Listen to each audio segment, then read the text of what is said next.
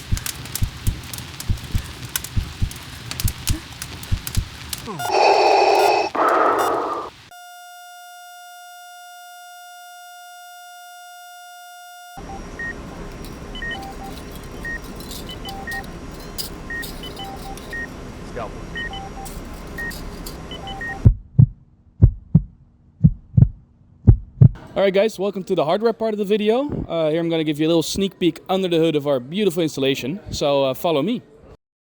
Alright, let's start where every user starts, with the inputs. I want to tell you first about our beautiful pedestal over here. This is where the user can select which substance to show. Every substance has a little token with an RFID tag under it. Pedestal has an RFID reader in it. That is hooked up to an ESP. So it relays the information to the ESP, and the ESP is connected wirelessly to our main computer that runs all the code. The secondary input is what we like to call the puzzle. We can select the different organs here. Every organ has a magnet in it that gets detected by a Hall sensor inside the puzzle. These Hall sensors are also connected to another ESP that connects wirelessly to the computer with the main code. Now let's switch to the outputs that we have in this installation. First of all, our monitor, very simple HDMI cable that runs to the laptop, that runs the code and displays the heartbeat sensor and everything. We also have a sound system around. 5 different speakers hooked up to an AVR. The amplifier is then also hooked up to the main computer with all the code to display the lovely sounds that you hear around me. Then we come to the main attraction in our installation, which is of course the organs. The organs themselves are made from a latex coat painted over 3D printed organs. We cut them open, glue them back together, and then we get balloons. Now the balloons are hooked up to two different systems. As you can see, they have lights, so they've got an LED system, which is again just LEDs hooked up to an ESP that is wirelessly connected to the main computer. And then we come to the crown jewel, the thing everybody's most excited about, that it actually works, which is our pneumatic system.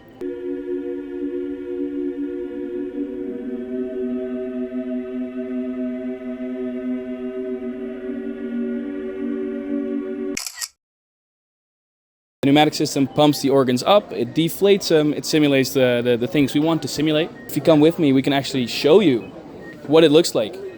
So here we got it. It consists of a series of valves, regulators, tubes, all hooked up to the main air tank. The valves are controlled by the relay over here. That is hooked up to an ESP, and the ESP connects wirelessly to the main laptop. For the main laptop, we can look right here. That's the brain of the operation, runs all the code, connects all the devices, and makes sure everything's synced up.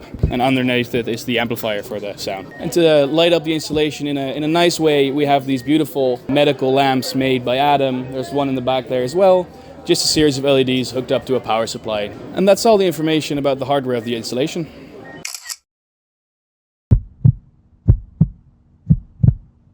We are using the ESPs to transfer data and communicate between the different parts of our installation. Those ESPs using a library called ESP-Now, which enables them to have easy peer-to-peer communication. All this data, all these encoded messages then arrive at the main computing unit, which is a laptop in our case. On this laptop we have 3 different Python scripts running at the same time. One is controlling the monitor, displaying heartbeat and other statistics about the body, as well as the audio system, which plays the surround sound, interchanges between voiceovers and other options. And then we have the central processing and calculating script, which processes all the data received from the 2 inputs and sends out to both the pneumatic system and LEDs.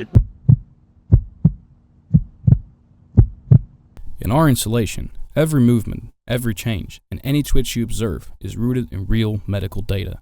We've translated hard numbers from clinical studies into the physical realm. Let's walk through each organ and explore the core of our installation, the data. We begin with the heart.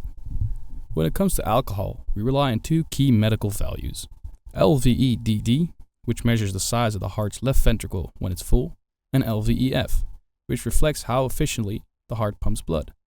As alcohol consumption increases, LVEDD grows larger, while LVEF drops. The result is a swollen, weakened, and discolored heart, struggling to keep up. Smoking affects the heart differently. We reference the Valsalva ratio and the heart rate variability, which are 2 ways to measure how well the heart can adjust to changes. Smokers show reduced values, meaning their hearts can't cope well with daily life. We represent this through displaying the dropping Valsalva ratio and an erratic heartbeat on a heart rate monitor. Now for the lungs. Smoking's impact on the lungs is direct and devastating. We use 2 well-established medical metrics on the screen: FEV, forced expiratory volume, and FVC, the full vital capacity of the lungs. In smokers, both values decline. Less air in, less air out. Every breath becomes shallower. Physically, our lung model reflects this.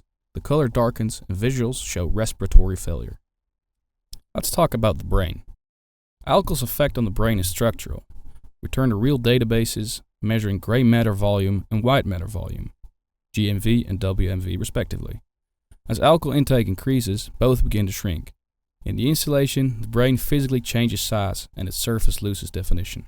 Smoking impacts the brain too, particularly the white matter. Using the same GMW and WMV measurements, we simulate long-term neural deterioration.